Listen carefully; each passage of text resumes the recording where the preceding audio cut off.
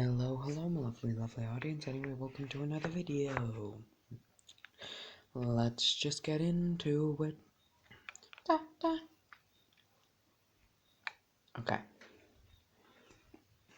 So, in this what if, Deku would have a twin sibling by the name of Izumi. So we start off at the Quirk Doctor. Izumi just got told about her super amazing quirk. It's called Koji. She's basically just Godzilla. She can turn into Godzilla. She has Godzilla's abilities. She has spines, just basic normal human form. She has spines, and she has a tail with the spines running down along it. Deku gets his quirk. The papers for Deku's quirk come in. The doctor looks at them and instantaneously,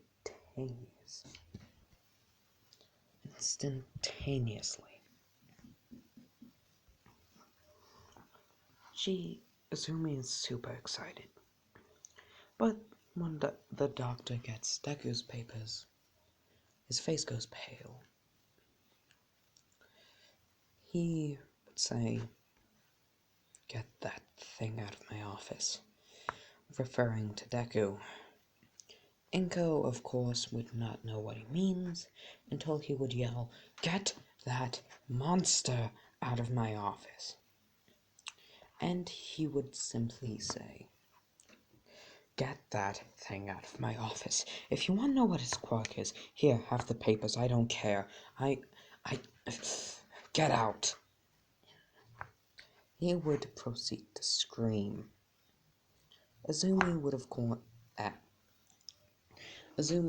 course, be with her brother, trying to comfort him as he's busy tearing up. Inko would read the paper, and face goes pale. She would just hug her kid and give him the papers so he can see what his quirk is. He has a mental breakdown. The moment in time when he asks his mother if he can be a hero is like, that's his last bit of hope right there. So, yeah. Anyway, when Deku and Izumi are at their preschool, give me a moment. So, Deku and Izumi would be labeled as monsters by quite literally everyone there, except for Bakugo, who actually at this point in time has a bit of a crush on Izumi. Yeah. But to everyone else, they're monsters. And since Bakugo doesn't give a shit about Deku, and, has an explosion quirk, one thing leads to another, and, kablooey.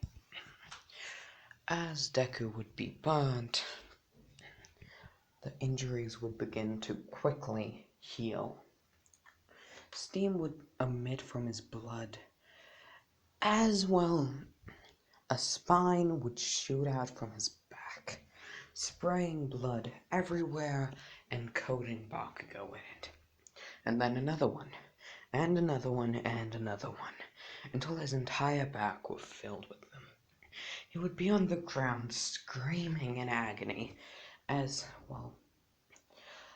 he would begin coughing, and smoke would begin coming out of his mouth, and then he would breathe out a stream of it. The playground would be flooded with smoke, as that smoke would heat up and ignite into flames. I know that's not how smoke works, but it's what happens in the movie. Suddenly, everyone's engulfed in inferno. Well, not everyone, but a lot of people are now being burnt alive.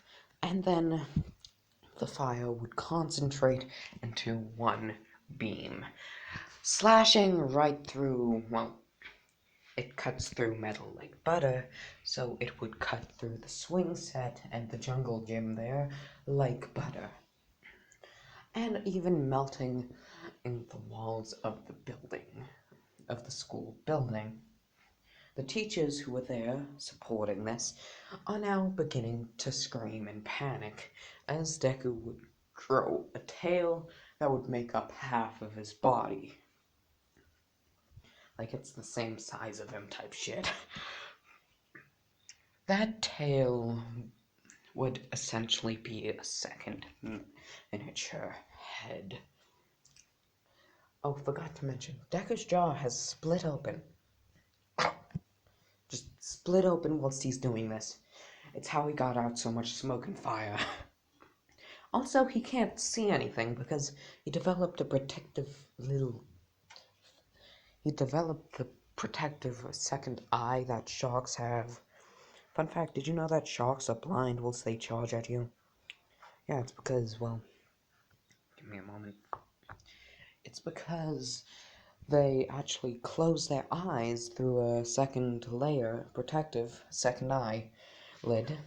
Well, they only have one eyelid, so... But yeah, the same second eyelid cats have. Yeah, except extremely resistant to water pressure. Deku got the same thing, except it's resistant to heat, to protect his eyes. As the stream of, well, his atomic breath would fizzle out, he would be able to see again, only noticing that one of Bakugo's grunts has now begun dropping rocks on him. Each one hurts more than the last since he keeps on finding bigger and bigger rocks. He would think to himself, it hurts. I don't want it. I want it to stop. It hurts. As his body would adapt to the situation, a dozen or so beams of atomic breath would come out, flying out of his chest. Like concentrated lasers. That's what the atomic breath is. A concentrated laser of pure radiation would come out, spewing out of his back, slashing through the rocks, melting them into nothing. The bigger ones would explode, and he would burn several holes through the winged kid's wings, making him crash down to the ground in a puff of smoke. Long fingers would begin running, but since Deku now has no idea what's going on and he's currently going off of survive instinct, loud sounds, his tail moves, and shoots the long-fingered kid right through the leg, leaving a massive hole. Bakugo would see... Well, imagine this but human. As reddish... I know this doesn't look red, it looks black and purple, but Shin Godzilla's skin is actually red. Like, a deep red. As deep red hide would begin forming on all Deku's injuries, covering them up, he would see his eyes glowing an eerie purple, the same color being spread throughout his spines. He could see through some parts of his skin where it was glowing. As a blue blast, as all Bakugo would hear would be an explosion, and then Izumi would have a similar glow to her, except blue. As he would see the kids that were holding it back, now on the ground, burnt, as they got a good old dose of the atomic breath. Her mouth would be glowing blue, Deku's mouth would be glowing blue, Bakugo would run for his life like a little sissy, and, well, we do a time skip. The two students in the school known as the Kaiju, aka Izuku and Izumi, would quickly get into several fights. Water break. Always winning because of their mad-ass quirks, the fact that they have thick scales, and the fact that Deku is damn near immortal. Fun fact, did you know that there was supposed to be an extra scene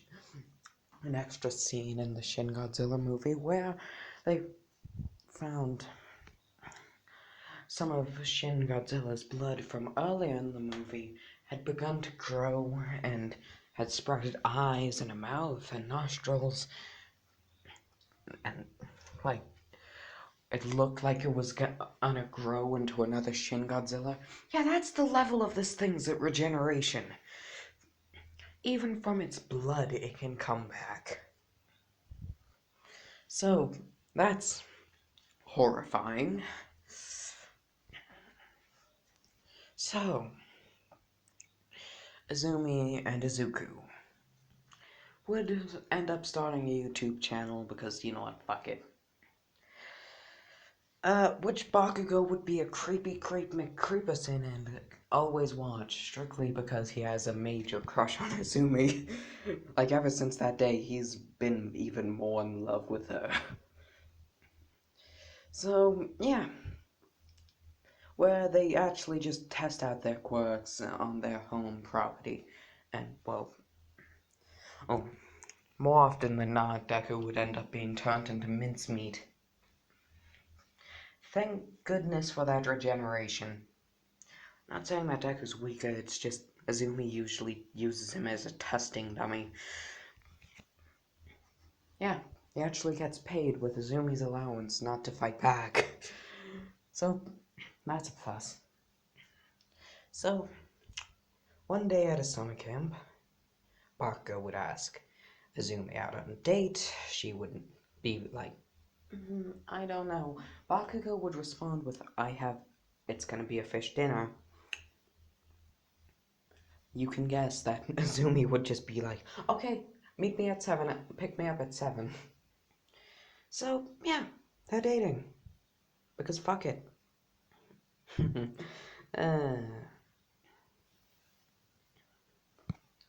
Okay.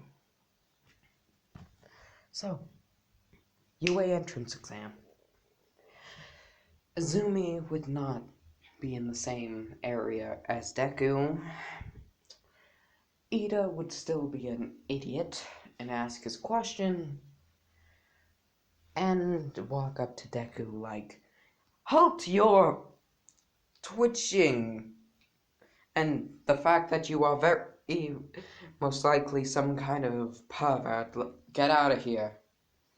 Deku would just look at him like, I know I look weird. Just so you know, Deku has red patches of skin on his body and, you know, a twitch in his eye, an uncomfortable twitch like he's staring at a gun and he's getting too many ideas. He just has that look in his eyes. But I'm here to be a hero, so fuck off. The sludge villain doesn't happen because Deku doesn't walk down that route. Yeah, I'm just gonna go with that. So, yeah. As Ida is about to push him again, he sees Deku begin to glow purple, and energy begin to form in his mouth, and he's like, I best leave, and just dips. Deku, he returns back to normal like, bitch. He just gives him that look and says, bitch. Come and fight me, like a man. So, entrance exam. He has multiple lasers. He runs out, bores a hole through the entrance door just as it started opening. Ida's like, that kid's cheating. President Mike says, no, dumbass, there's no... Oh my goodness.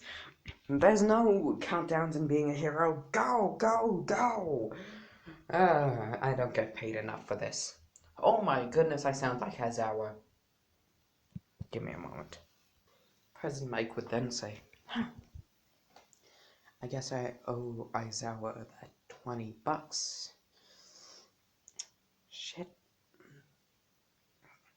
So Deku would proceed to begin cutting robots in half and melting them into nothing. As well, he continues racking up points. The 0 pointer would come out.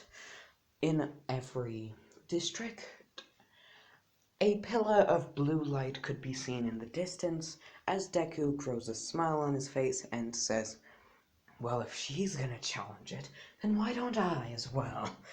As a pillar of purple light erupts, and well, this is now actively walking around the stadium. Or this, depending on your preferences. But yeah, this is walking around. One moment one moment the ground is clean, the next it's engulfed in smoke, then fire. As Deku decides, fuck it, I'm gonna destroy every robot out here. As it concentrates into a beam of solid energy, and that 0 pointer is now divided. You know how you can't divide 0? Deku just divided 0. Hey!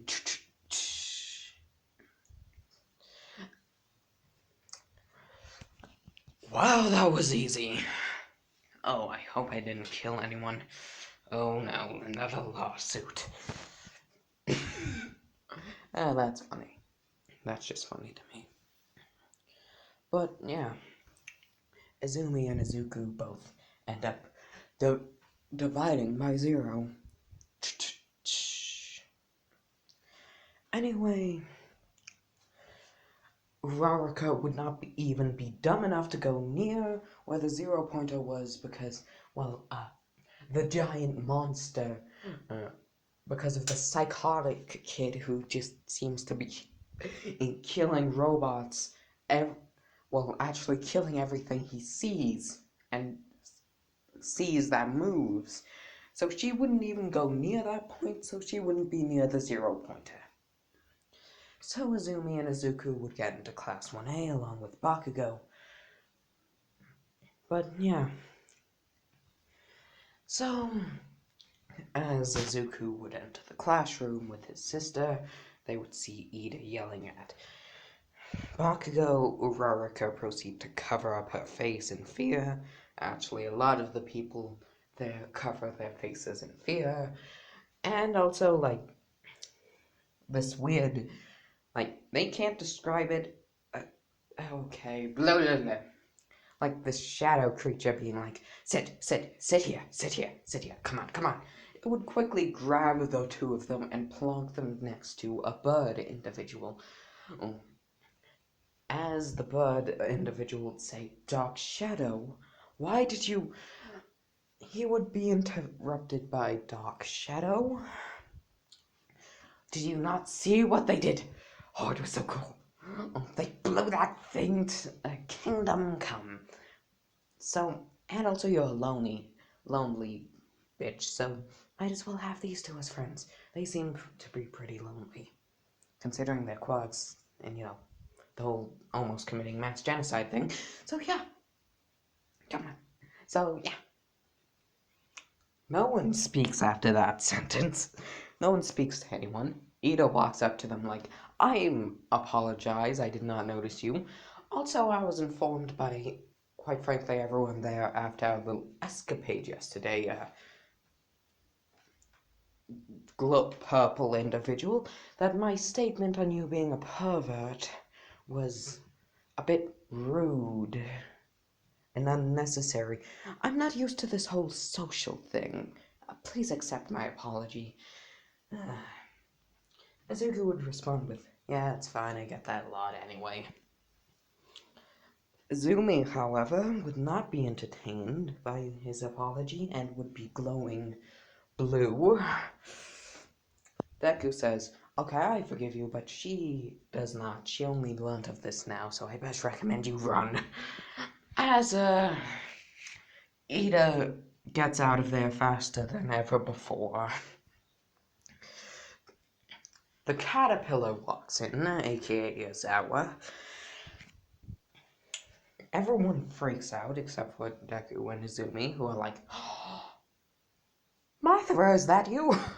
Or more like, I don't know. Oh, that. Let me think. Janet, yeah. Oh, that must be Janet's. That must be Janet's knee so high. Aizawa would stand up like, who the fuck is Janet? An old friend, she's gone to Class B. Cut to Class B. There's this moth person. Just sat in the middle of it like, why am I here? Why am I here? Why am I here? Cut back to Class 1A. So, yeah. Physical exam. Both Izuku and Izumi would raise their hands, being that, and Aizawa would quickly say, no, no giant monster forms. I really don't want to deal with the property damage. They both say, gotcha. So everyone gets what they usually got except for... So, up to Deku and Izumi. Izumi would throw the ball, and it would bullet through the air, and she would, atomic breath it to go further. It would also, let's just say it's a highly durable ball that's made out of lead and highly resistant to heat, because you don't know what quirks could be out there. And Bach go through it, so yeah, using its explosions. So, Deku would do the same thing, except using both his mouth and his tail, and get farther than Izumi. So, it's Bakugo at 4th, Izumi at 3rd, Deku at 2nd, and Uraraka at 1st. Bakugo gets 1 for all. Okay. So, yeah. Everything goes as normal. Hero versus villains. It's Izumi and Izuku versus Ida and Bakugo. So, yeah. In reality, it's more so Izumi and Bakugo busy, like, sitting in the corner, gossiping about everyone in the class, and Ida and Deku fighting to the death. Oh my goodness. So, yeah, Bakugo and Izumi just sort of piece out of there, and now it's Ida versus Deku. Ida blitzes Deku, and, well, kicks him in the head. Deku grabs him and slam dunks him, also with atomic breath beginning to charge up as Ida knees him in the head, causing him to miss, hitting a wall and melting it. He would spring up as Deku would come with a tail smack, and followed up by a weak, extremely weak atomic breath, which only singes Ida a little. As Deku's recovering whilst launching Ida into a wall, because it has a lot of kickback to it, Ida would proceed to get out of the atomic breath by rolling to the side and begin sprinting full speed at Deku, kicking him in the stomach, and it goes right through. Deku would grab Ida's leg whilst he's stunned, and atomic breath right to the head, and then just throw him into a wall, as the injury would quickly close. Didn't know you knew about that part of my quirk. Or it was by sheer chance? Who knows? It would say, wrapping his tail around Ida, and Hulk. And remember that scene in the first Avengers movie where Loki gets a bit of a dose of the Hulk? Yeah, that happens to Ida, whilst Izumi and Bakugo are sitting in the corner with popcorn just enjoying the show. Like, I ain't intervening if you don't intervene. It's like a deal they've made. Deku throws Ida into a ceiling and then kicks him with these chonky legs. It's almost kangaroo balancing on his, regular legs. Well, it's, kangarooing using his tail. He's leaning against his tail and kicks Ida. Ida goes flying into a wall. Deku wraps his tail around Ida's neck and chucks him into another wall. Ida retaliates with another recipio burst. He probably doesn't even know that move yet. He just sprints and knees Deku in the nose before Deku responds with a devastating atomic breath. Not killing him, but just injuring him and launching him through the floor. Deku would quickly touch the bomb, and, well, victory is achieved. I'm ending this off here. Goodbye, my lovely, lovely audience, and bye-bye.